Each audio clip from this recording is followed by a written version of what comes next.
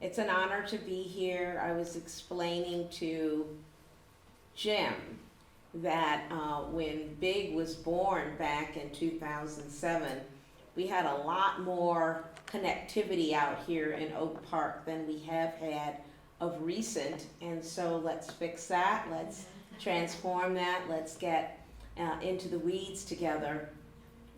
And I'll say weeds because many people look at our prairie gardens and say, why don't they cut their weeds? But of course we know that ecologically we need to have that infrastructure in place on steroids right now in order to survive and thrive. How many saw Oppenheimer? Okay, a lot of us saw Oppenheimer, so we know that there was genius that went into the creation of nuclear. There was danger embedded into it. Not much talk about the toxicity of the waste, how it has to be buried far, far away, deep, deep for 1,000 and more years for it to lose its human toxicity. And so he's right, 53% of our energy does come from nuclear. But that's because we invested trillions of dollars in cultivating that industry, and we subsidize it at an astounding level right now. And so what if we had spent all that time and all that money and all of those subsidies in developing clean energy? We wouldn't be in the pickle that we're in right now. And so when Blacks in Green talks our talk, we don't so much talk about what the world is doing, because if you know about the COP28, what's that? Who knows what COP28 is? Jim? Conference of Parties, something like that. Well, it's that. Climate conference. It's a climate conference, global in nature, that happens every year, and everyone awaits with great anticipation what the powers of the world will come together and say and do and commit to.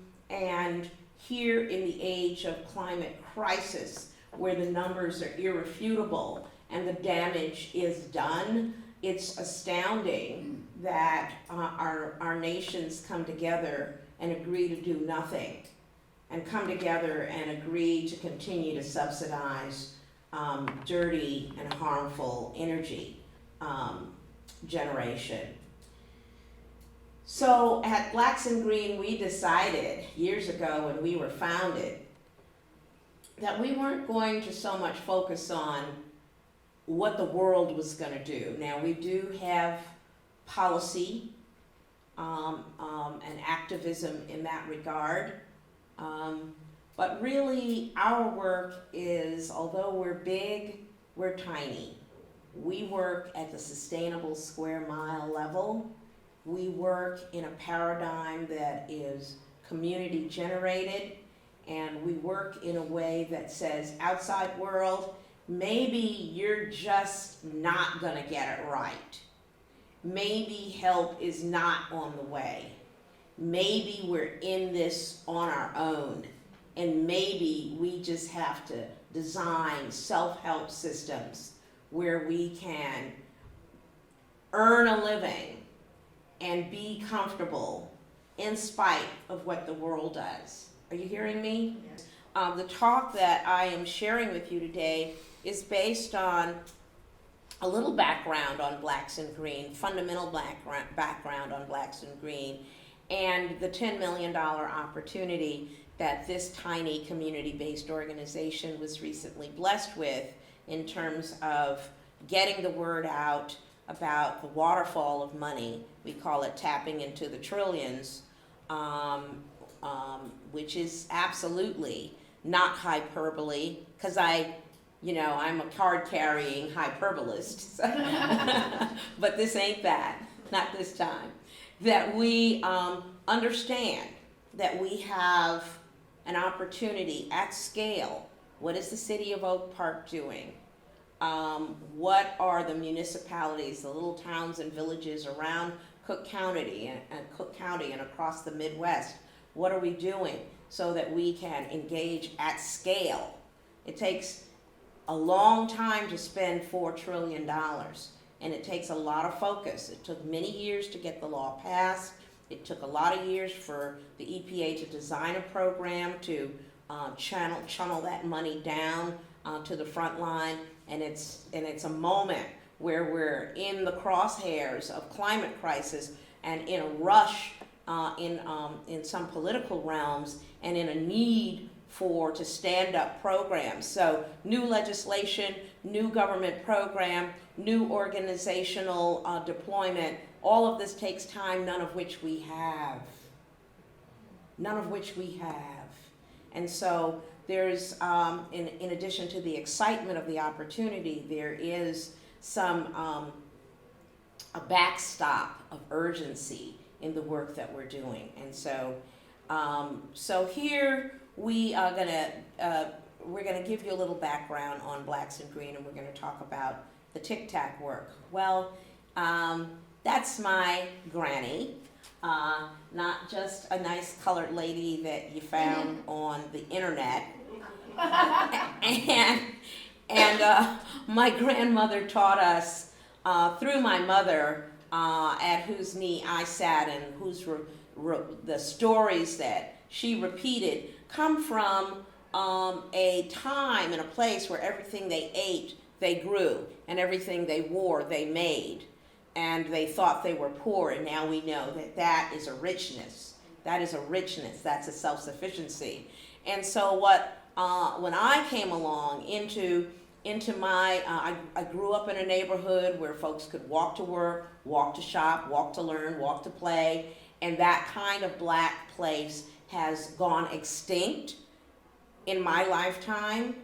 It's the agony that inspired the creation of Blacks in Green, and so we're all about how do we reinvent that kind of place here in the age of climate crisis in a way that we are remembering and reigniting the self-sufficiency that many of us were steeped in and born into a tradition of. And so by contrast, we have, you know, decades, 5 decades of the civil rights movement, where we had the moral high ground, we had, you know, cash flows, we were organized, we had the ear of the world, and yet 50 years after the fact, our metrics of health and wealth are in the pits, in the trenches, in the toilet. How does that happen when you spend trillions of dollars in 5 decades with a declaration in place? Well, you can't manage what you don't measure. No one was measuring an increase in household income. We were doing these lovely, robust, sustained programs, but they were not doing the kind of thing that could make a difference over time, and the racial wealth gap has only increased. So what are we talking about? Malnutrition, addiction, and poisoning, health disparities, self-hatred projected, miseducation, dropouts, and illiteracy, unprepared parenting and state-supported single mother homes, hyper-incarceration, recidivism, and violence, barriers to voting. You hear me? Barriers to voting, unemployment, underemployment, and the Black tax. And what is that? It's just more expensive to be Black. And talk to me about my insurance rates and the real estate appraisals that we suffer from in our neighborhood as a matter of a systemic racist policy that continues to flourish. Don't say we're post-racial, we're not. So we got a whole system problem, and Blacks in Green is all about this idea that only a whole system solution can transform the whole system problem. Common to Black communities, where? Everywhere. That means if you're in Germany, you're in Australia, you're in Japan, you're in Sao Paulo, you're in Alaska, when you're Black, in any definition or in any appearance, you have these same problems. Not a coincidence, okay? I'm a conspiracy theorist, but just because I'm paranoid doesn't mean they're not really after me, okay?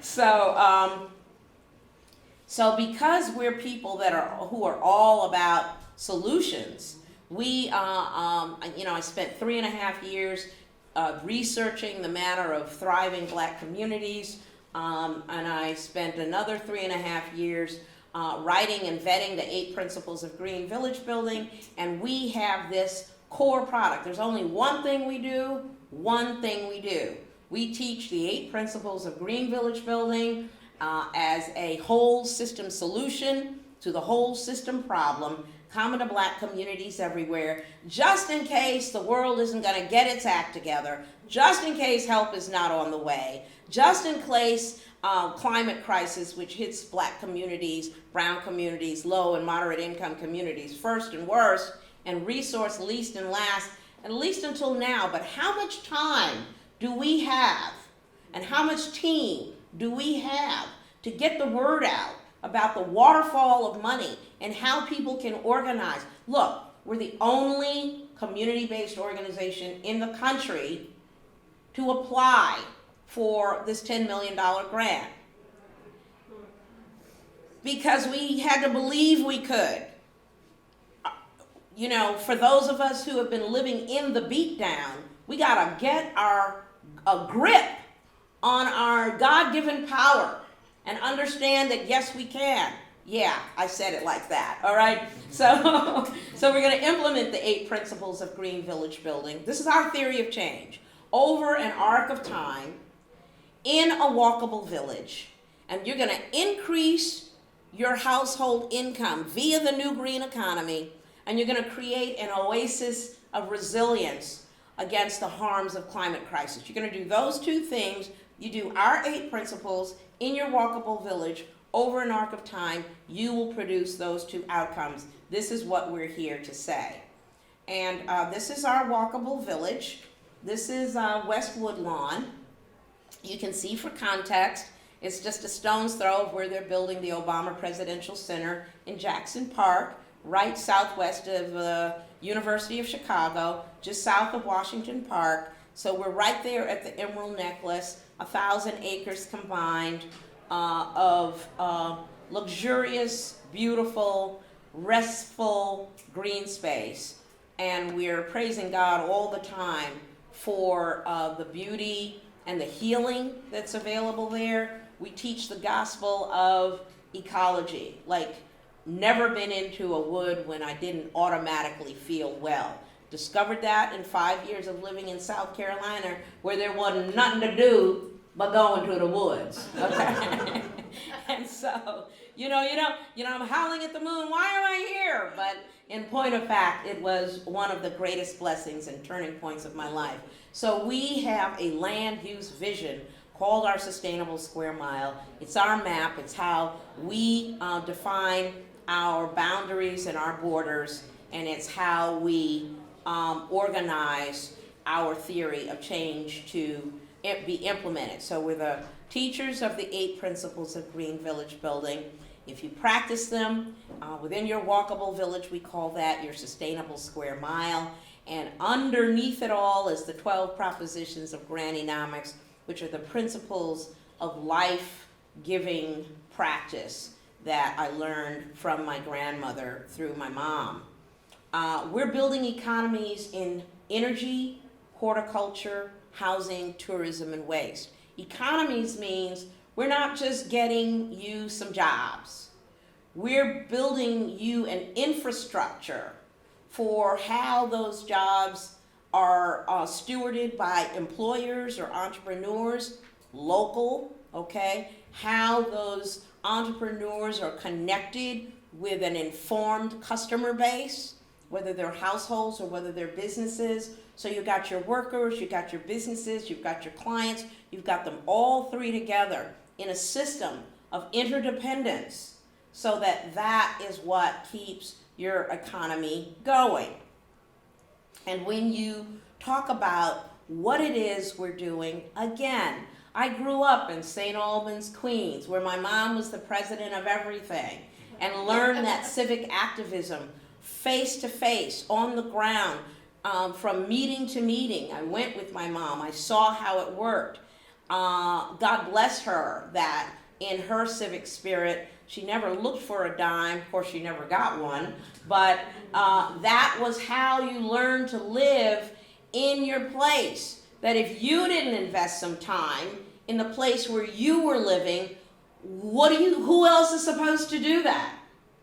Okay, so the idea that we're reinventing that walk to work, walk to shop, walk to learn, walk to play village, where African Americans own the businesses, own the land, and live the conservation lifestyle. And what is that? That means you're producing your own energy, you're growing your own food, you're cleaning your own water, not quite legal in Chicago yet, but coming, and you're recycling your own waste. If you've been to the Museum of Science and Industry for the Blue Paradox, they'll tell you Chicago is at the bottom of the country in recycling. And we're killing ourselves. It's the same way our reliance on fossil fuel is killing us. And, COP28, let's more of the same. We're doing things that are killing us.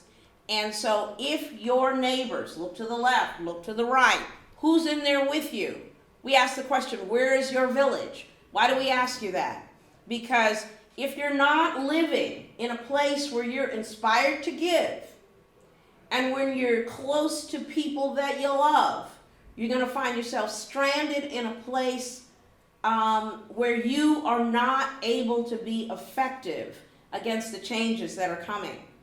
Did Juan Pablo lay it out for you? Are you now clear about the changes that are here and accelerating?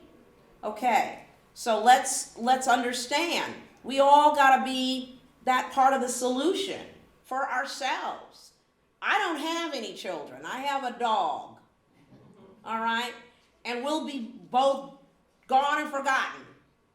But what life are we leaving for the people who are going to come behind us? So these are our, this is our holy grail. This is all we do. And even though we understand it, and it was invented by Black people, for Black people, we believe that's how it should be. We're self-reliant. We know how to do for self.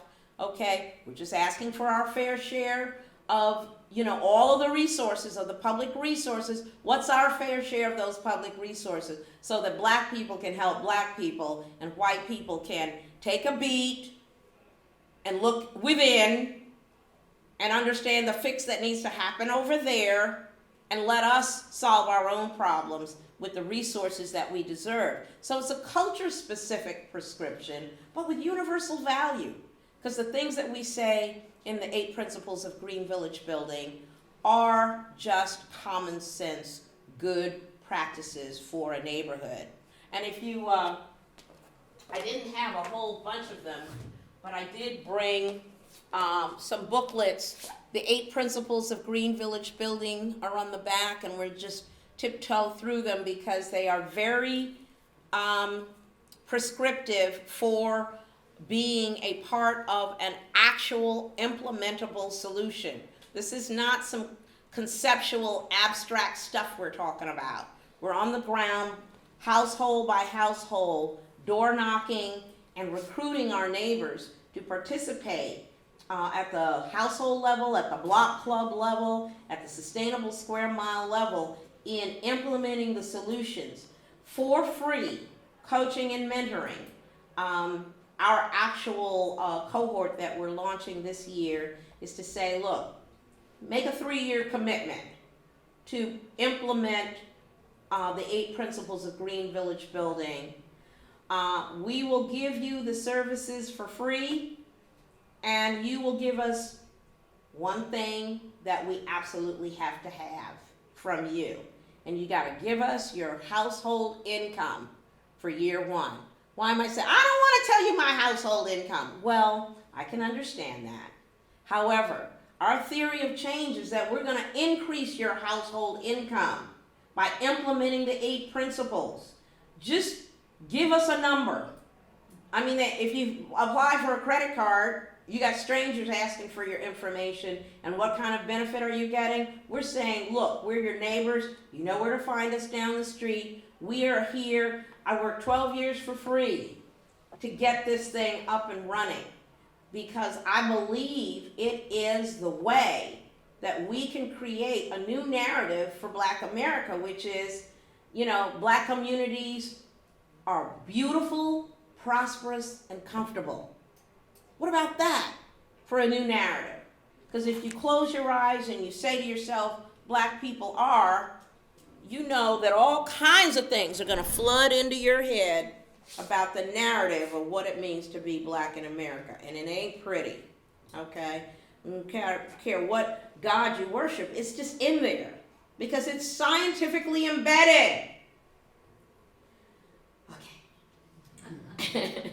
So we're in West Woodlawn. We've been invited to cities across the country. So we're now, building the plane while we're flying it in terms of replicating our system across the country. And we had a big program. This is the program that we had February 1st, 2nd, and 3rd at the University of Illinois, launching our program to talk about how we can work together at scale to draw down these trillions. So we're going to talk about what you can do with a Biden billion. Okay?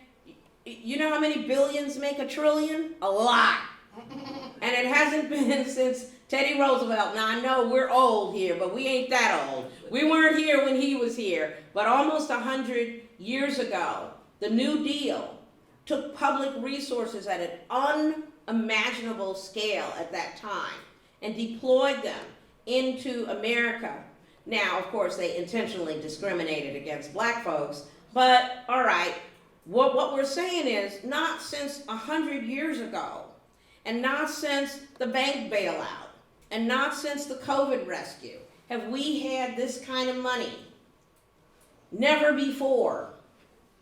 So how are we gonna get into it? Well, we know that one of the two things that we're offering a lot of technical assistance, like how do you find grant money, how do you write the grant, how do you build your capacity as an organization, how do you enhance your community outreach and engagement, and how do you define or refine your program implementation.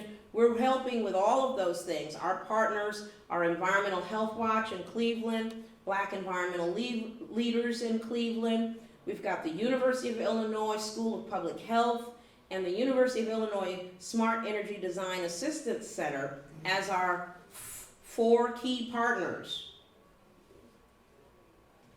This means that we're bringing in a whole bank of skill. And guess what? The universities were asked to follow. Universities get in and they wallow in that federal money and they get it and they get a 30%, 40, 50% overhead that is helping their institutions but not going to the places where the money is intended. We don't like that. We need that money. So we asked our partners, people we have a relationship with, would you follow us instead of lead? If we apply for this grant in our own name, Blacks in Green, for our own bank account, that we're controlling the money, we're controlling the contracts, because after all, do you want your child to live with you for the rest of their life? And you're paying their allowance and, feeding them and clothing them? No. And I don't necessarily mean that as a one-on-one comparison, because Black people are not your children, but we're saying the only way you can get the relevant experience that you need, that you deserve, that you want in solving your own problems with your fair share of American resources is if you get the money and do the work. You feeling me? Okay, so we call it the flip the script. Don't lead, follow. And the University of Illinois said, why not? Let's do it. Now that's to their credit, okay? That's the kind of white ally that you be. So in addition to those technical assistance resources, we have 2 things in our special sauce that we offer for free, and coaching and mentoring, and that's 1, replication of the Sustainable Square Mile, and we coach and mentor you in creating your version of a thriving community. The TIC-TAC stands for Thriving Communities Technical Assistance Center, TIC-TAC, okay? And so we're offering our energy justice portfolio for free.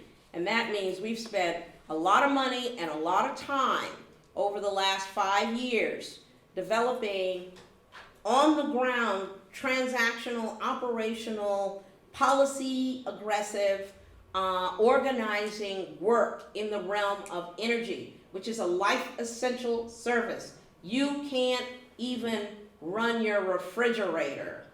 You can't, you have to have the internet, you have to have electricity. Where do you store your meds? How are you getting your kids' homework done? Everything revolves around being able to have an affordable connection to your utilities and clean energy. And so we've got this whole portfolio of programs, including a first ever 9 megawatt solar development.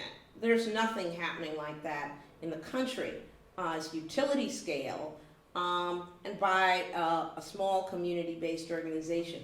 We've got some good teachers and mentors. We've got, a belief that we can, because it starts there. Believing is seeing. You gotta believe first, and so we do. And so we've got that, and we've got some other exciting programs coming up, and we're saying, look, we've spent a ton of money. Our consultants aren't free. Our energy experts aren't free. But we're gonna take what we've invested and what we've learned, and we're gonna offer it around our region for free. Why? Don't reinvent the wheel. Come be with us, and we are gonna want to share that with you. So I'm just gonna dance through these last mini slides because it's just about the program, which you can reach us at our website, blacksandgreen.org. So it's Region 5, it's this little green area here. It's Illinois, Indiana, Michigan, Minnesota, Ohio, and Wisconsin. And these, as I said, are our partners. And the Midwest Tribal Energy Resources Association is an extremely important component of our partner base because they represent 35 tribes within the Midwest. And if you know anything about our history of genocide, you know that there's almost no one who got it worse than black people got it, but if there was anyone, it's our native cousins. And so how are we putting our solutions back together? This is how we're organizing our team. You see along the bottom, we have another 4 partners.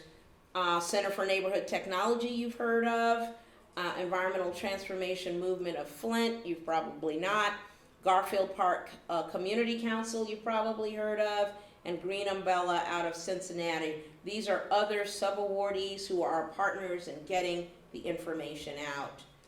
These are the services that we're offering. And again, in the interest of time, I'm just going to fly through and share that we have a menu of services that we are offering. We just bought a church. Woo! We bought a church because our staff has been doubling, and the church has a little office building that goes with it. It's a half a block down the street from the Emmett and Mamie Till Mobley House Museum, which we're the proud stewards of. And it's a place where we can do larger scale programming. Our headquarters is quite compact, but neighborhood energy, education and resilience, heating and cooling for our neighbors whose monies are not matching the need of the moment and need some auxiliary help with heating and cooling. That's a space for that. It's a space for our youth theater coming. How are we outreaching to our young people in our neighborhood? How are we making them feel relevant, learn to express themselves in powerful and positive ways? How are we delivering our Tic-Tac program with open office hours? This is a really big deal for us that we can say, between 7 a.m. and 7 p.m., come to we're calling it the Shrine of the Great Migration. It is the historic Lincoln Memorial Congregational United Church of Christ. And it is, I'm told, I just learned a couple of days ago, the first such church in, I think, the nation, of that congregation for our people. So we love history, we love our people, we love the mission of community service, we love reaching out to cousins like you, and we're expecting with full love and open arms that you'll come and join with us in the mission on the ground. Thank you.